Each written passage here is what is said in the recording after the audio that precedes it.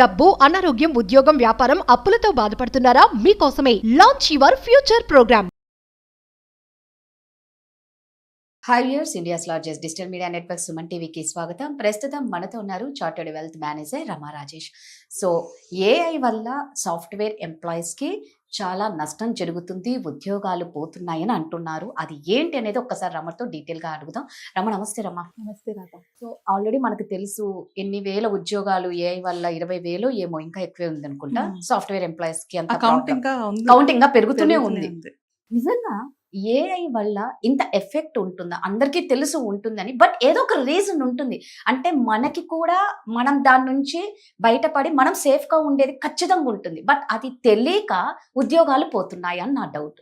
నిజంగా ఏఐ వల్ల ఇంత ఎఫెక్ట్ ఉంటుందా? ఇంకా చెప్పాలంటే ఇప్పుడు పోతున్న వేలలోనే ఫ్యూచర్ లో లక్షల్లో కూడా జాబులు పోతాయి. 100% పోతాయి. ఎందుకు అంటే ఎగ్జాంపుల్ చెప్తున్నాను. మనం టచ్ ఫోన్ రాగానే నోకియా ఫోన్లు పోయే లేదా పక్కకి? కరెక్ట్. దానికన్నా ముందు నోకియా ఫోన్లు రాగానే ల్యాండ్ లైన్లు పోయే లేదా? సో మన చేతిలో ఉన్న మొబైల్ ఫోన్లే ఇంత అప్డేటెడ్ గా ఉండాలి అని మనం ఎక్స్పెక్ట్ చేస్తున్నప్పుడు, అంత అప్డేటెడ్ గా ఉండాలనుకున్నప్పుడు వాటిని తయారు చేస్తున్న కంపెనీస్ ఇంకెంత అడ్వాన్స్డ్ గా ఆలోచించాలి, ఇంకెంత అడ్వాన్స్ టెక్నాలజీతో పనిచేయాలి, ఆ కంపెనీలో ఉన్న ఎంప్లాయీస్ ఇంకెంత అడ్వాన్స్డ్ గా ఉండాలి. ఇప్పుడు ఒక కంపెనీ కొత్త టెక్నాలజీని డెవలప్ చేయాలన్నా, కొత్త ప్రోడక్ట్ ని డెవలప్ చేయాలన్నా దాని కింద వర్క్ చేసే వాళ్ళు ఎవరు? ఎంప్లాయీసే కదా.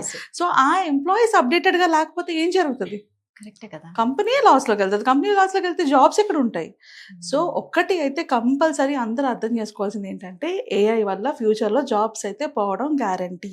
ఎవరికి పోతాయి, ఎందుకు పోతాయి అన్నది చాలా ఇంపార్టెంట్. న్యూస్లో బాగా హైప్ చేస్తున్నారు, ఇన్ని ఉద్యోగాలు పోతున్నాయి. కొంచెం బ్యాక్కి వెళ్దాం. అంటే 70s 80sలోని ఫస్ట్ టైం మెషిన్స్ ఇంట్రడ్యూస్ చేసినప్పుడు పొలం పనులకి వెళ్ళేవాళ్ళు, కూలీ పనులు చేసుకునే వాళ్ళు అందరూ కూడా ఇలానే భయపడ్డారు. ఉద్యోగాలు పోతాయి అంటే మా పనులు పోతాయి, పనులు ఉండవు అనేసి అని. బట్ తర్వాత ఏం జరిగింది? ఆ మెషిన్ రన్ చేయడం నేర్చుకున్నారు, దానివల్ల కొత్త ఆపర్చునిటీస్ క్రియేట్ అయ్యాయి, ఇంకా ఎక్కువగా జనాలు జాబ్స్ క్రియేట్ చేసుకోగలిగారు. సిమిలర్లీ ఆ తర్వాత కంప్యూటర్స్ వచ్చినప్పుడు, ఇవి గుర్తుంటాయి 90sలోనే ఆ టైంలో కంప్యూటర్స్ వచ్చినప్పుడు కూడా చాలా ఉద్యోగాలు పోతాయి, ఎంతో మంది రోడ్డును పడిపోతారని అప్పుడు కూడా హైప్ జరిగింది. ఇప్పుడున్నంత ఇంటర్నెట్ అప్పుడు లేదు కాబట్టి న్యూస్లోనే అప్పుడు కూడా హైప్ జరిగింది బాగా. సో ఆ టైంలో ఏమైంది? ఆ కంప్యూటర్స్ వల్ల చాలా జాబ్స్ పోయాయి. ఎవరెవరైతే నేర్చుకోలేకపోయారు, ఎవరెవరైతే ఆ టెక్నాలజీతో కోపప్ అవ్వలేదు, నేర్చుకోలేకపోయారు, జరిగింది. బట్ ఆ తర్వాత ఎన్ని జాబ్స్ క్రియేట్ అయ్యాయి, ఆ తర్వాత ఎంత డెవలప్ అయింది? ఇప్పుడు ఆ కంప్యూటర్స్ వల్ల కదా ఈ రోజు ఇంత టెక్నాలజీ మన ముందుకు వచ్చింది. సో ఇవన్నీ ఎలా జరుగుతున్నాయి అంటే అప్డేట్ అవుతూ ఉండాలి. ఏదైతే కొత్త టెక్నాలజీ ఉంటుందో, ఏదైతే కొత్త నాలెడ్జ్ వస్తుందో దాన్ని మనం అప్డేట్ అవ్వకపోతే అది ఏ ఉద్యోగం చేసిన వల్ల అది పోతూనే ఉంటాయి. సో దీని అర్థం కంప్లీట్లీ లాస్ అయిపోతామా, నష్టపోతామా అంటే ఒకటి గుర్తుపెట్టుకోవాలి, ఏఐ వల్ల టూల్స్ని రీప్లేస్ చేయగలం కానీ టాలెంట్ని రీప్లేస్ చేయగలం. అలానే ఏఐ వల్ల మనం ఏదైనా ప్రోడక్ట్ని రీప్లేస్ చేయగలమేమో కానీ, అండ్ ప్రోడక్ట్ని రీప్లేస్ చేయగలం కానీ ప్యాషన్ని రీప్లేస్ చేయలేం. సేమ్ ఏ వల్ల జాబ్స్ని అయితే రీప్లేస్ చేయగలరు కానీ ఆపర్చునిటీస్ని రీప్లేస్ చేయలేం.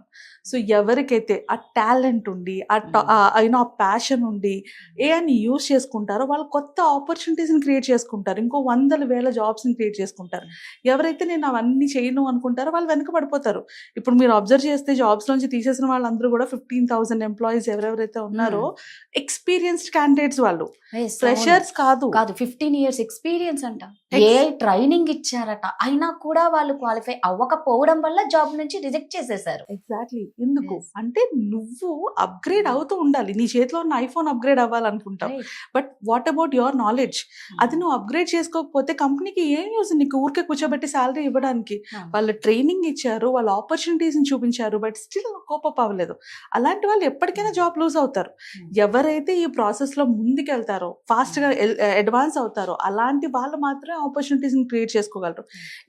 ఇంకా చిన్న రీసెంట్గా జరిగిన కోవిడ్ ఎగ్జాంపుల్ తీసుకుంటే, కోవిడ్ టైంలో ఎంతమంది వ్యాపారాలు పోయాయి, ఎంతమంది జాబ్స్ పోయాయి. But at the same time అదే కోవిడ్ టైంలో ఎన్ని లక్షల మంది కొత్తగా జాబ్స్ క్రియేట్ చేసుకున్నారు. యూట్యూబ్ అన్న గ్రో అయింది ఆ టైంలో కదా ఇండియాలో.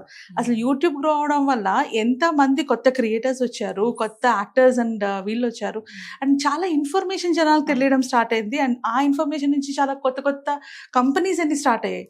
So Covid is a phase. ఇలాంటి ఫేజెస్ మనకి వచ్చినప్పుడు it gives you immense opportunity. అసలు చాలా మంచి ఆపర్చునిటీస్ని క్రియేట్ చేస్తాయి. ఆ టైంలో గనక ఆ ఆపర్చునిటీని గ్రాప్ చేసుకున్న వాళ్ళు they can become millionaires, multi millionaires కూడా అయిపోతారు. ఎందుకంటే ఆ టైమింగ్ అన్నది ఇలాంటి ఆపర్చునిటీస్ మళ్ళీ ఎక్కువ రావు, వచ్చినప్పుడు గ్రాప్ చేసుకోవాలి. సో ఎప్పుడైనా అబ్జర్వ్ చేస్తే అగైన్ సేమ్ మా కోవిడ్ టైంలో తీసుకుంటే అప్పుడు యూట్యూబ్లో ఛానల్స్ పెట్టిన వాళ్ళు గ్రో అయినంతగా ఇప్పుడు పెట్టిన వాళ్ళు అవుతున్నారా? ఇప్పుడు అందరూ ఫాలో అవుతున్నారు. సో ఆ ఇనీషియల్ చేంజెస్ ఏవైతే ఉంటాయో వాటిని నువ్వు ఎంత ఫాస్ట్గా అడాప్ట్ చేసుకుంటావో నీ లైఫ్లో అంత ఫాస్ట్గా గ్రో అవ్వగలవు. Same with AI. ఇప్పుడు ఏఐ ర్యాపిడ్ ఫాస్ట్లో గ్రో అవుతుంది. ఈ టెక్నాలజీని ఎంత ఫాస్ట్గా నేర్చుకొని నువ్వు చేస్తున్న వర్క్కి ఏ వర్క్ అయితే నువ్వు చేస్తున్నావో దానికి రిలేటెడ్గా దేన్ని నువ్వు ఏఐతో ఆటోమేట్ చేయొచ్చు, దేన్ని నువ్వు ఏఐతో ఇది చేయొచ్చు అని తెలుసుకున్నప్పుడు కంపెనీ నిన్నెందుకు తీస్తుంది? యుల్ బికమ్ అన్ అసెట్ కదా కంపెనీకి. సో ఎప్పుడైతే ఆ వస్తున్న చేంజ్ని నువ్వు అడాప్ట్ చేసుకుంటావు, చేంజ్ అంటే లైఫ్లో ఏదైనా కాన్స్టెంట్గా ఉందంటే అది చేంజ్ ఒక్కటే. ఇంకా క్లియర్గా చెప్పాలంటే మన జనరేషన్స్ నుంచి కూడా చూసుకుంటే, యానిమల్స్ దగ్గర నుంచి కూడా చూసుకుంటే, ప్రపంచంలో ఉన్న తెలివైన యానిమల్ ఎక్కువ సంవత్సరాలు లేదు, ప్రపంచంలో ఉన్న ఫాస్టెస్ట్ యానిమల్ ఎక్కువ సంవత్సరాలు లేదు, స్ట్రాంగెస్ట్ యానిమల్ కూడా ఎక్కువ సంవత్సరాలు లేదు. ఏదైతే అడాప్ట్ చేసుకుందో అది మాత్రమే జనరేషన్స్ ఉన్నాయి. అలా అంటే దానికి తగినట్టుగా, క్లైమేట్కి తగినట్టుగా, సిచ్యువేషన్కి తగినట్టుగా ఏదైతే అడాప్ట్ చేసుకుందో అది మాత్రమే ఇన్ని సంవత్సరాలు, ఇన్ని జనరేషన్స్. డైనోసార్లు ఉన్నాయా? అప్పట్లో ఉన్న డైనోసార్స్ ఏం లేవు, అవి స్ట్రాంగెస్ట్ టాలెస్ట్ లేవు. బట్ ఏవి సర్వైవ్ అయ్యాయి? రెప్టైల్ సర్వైవ్ అయ్యాయి. వాటికి స్ట్రెంగ్త్ లేదు, వాటికి నాలెడ్జ్ లేదు, వాటికి పవర్ లేదు, వాటికి తెలివి లేదు. వాటికి ఉన్నది అడాప్టబిలిటీ. ఈ అడాప్టబిలిటీ ఎవరు ఫాస్ట్గా చేసుకుంటారో వాళ్ళు మాత్రమే లైఫ్లో కూడా గ్రో అవుతారు.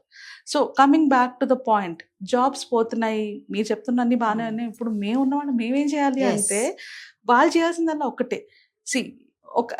ఇప్పుడు ఏఐ వల్ల మీ కంపెనీలో చాలా కొత్తవి ప్రాసెస్ రావచ్చు, అయితే ఆ టెక్నాలజీని నేర్చుకోండి. లేదా ఆ టెక్నాలజీ వల్ల వచ్చే ప్రాబ్లమ్స్ని తెలుసుకోండి.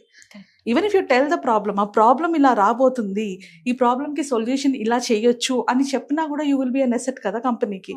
ఏ కంపెనీ అయినా నాకు ఏ విధంగా ఈ పర్సన్ ఒక ఇన్కమ్ని కానీ, అడ్వైజ్ని కానీ, లేదా క్రియేటివిటీని కానీ పంపిస్తాడన్న వాళ్ళే కదా ఉంచుకుంటారు.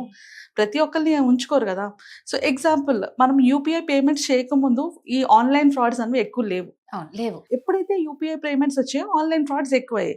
సో ఆన్లైన్ ఫ్రాడ్స్ ఎక్కువ అవ్వగానే బాగా గ్రో అయిన సెక్టర్ ఏంటో తెలుసా? Cyber security. సైబర్ సెక్యూరిటీ అన్న సెక్టర్ బాగా గ్రో అవుతుంది. బికాస్ ఇమీడియట్గా అంటే ఏదైనా ఒక టెక్నాలజీ డెవలప్ అవ్వగానే దాని సైడ్ ఎఫెక్ట్స్ కొన్ని ఉంటాయి. వాటిని రెక్టిఫై చేసుకోవడానికి ఎవరైతే సైబర్ సెక్యూరిటీ దాంట్లో ఉన్నారో now they pay high salaries to them. Cyber security అన్న దాంట్లో ఎవరైతే ఉన్నారో వాళ్ళకి చాలా ఎక్కువ సాలరీస్ ఇస్తారు. బికాస్ ప్రొటెక్ట్ చేసుకోవడం కూడా అంతే ఇంపార్టెంట్ కదా ఆ డేటాని. సిమిలర్లీ అయితే ఏఐ వల్ల యూజర్స్ చెప్పి కంపెనీలో ఉండొచ్చు, యూజర్స్ నేర్చుకుని కంపెనీలో ఉండొచ్చు, లేదా ఆ ప్రాబ్లమ్స్ ఏమొస్తాయని ఐడెంటిఫై చేసి కొత్త కంపెనీని కూడా నువ్వు స్టార్ట్ చేయాలి. నిజంగా అంటే ఏఐ వల్ల జాబ్స్ పోతాయి అని భయం మాత్రం పెట్టుకోవద్దు. నువ్వు అన్నట్టు ఏంటంటే అప్డేట్ అవ్వాలి. It's an opportunity. ఇంకా కరెక్ట్గా చెప్పాలంటే ఇట్స్ వన్ టైం ఆపర్చునిటీ. మళ్ళీ నెక్స్ట్ ఇలాంటి ఆపర్చునిటీ ఎప్పటికో వస్తుంది. 2020లో చాలా మంది అనుకున్నారు, అయ్యో నేను అప్పుడు యూట్యూబ్ ఛానల్ చేసి ఉంటే ఇప్పుడు భలే ఉండేదని. అప్పుడు మిస్ అయిన ఆపర్చునిటీ ఏ రూపంలో వచ్చింది. సో ఏదైనా ప్రతి కాయిన్ కి 2 sides ఉంటాయి. నువ్వు భయంతో చూస్తే నువ్వు ముందుకు వెళ్ళలేవు. అది ఒక ఆపర్చునిటీ అనుకుంటే దాంట్లో కొత్త నేర్చుకోగలవు, కొత్త క్రియేట్ చేయగలవు. అండ్ ఎప్పుడైతే నువ్వు క్రియేట్ చేస్తావో వాళ్ళు నీకు ఇచ్చేదంటే నువ్వే కొన్ని వందల మందికి జాబ్ ఇచ్చుకునే స్టేజ్ లో కూడా ఉంటావు. So that is more important. ఇప్పుడు వస్తున్న టెక్నాలజీని నేను ఎలా అడాప్ట్ చేసుకోవాలి, నా కంపెనీకి ఎలా ఉపయోగపడుతుంది, ఆర్ నేను చేస్తున్న వర్క్లోని దీనివల్ల యూజెస్ ఏంటి, ప్రాబ్లమ్స్ ఏంటి, ఇలా తెలుసుకుంటే జాబ్కి ప్రాబ్లమే ఉండదు.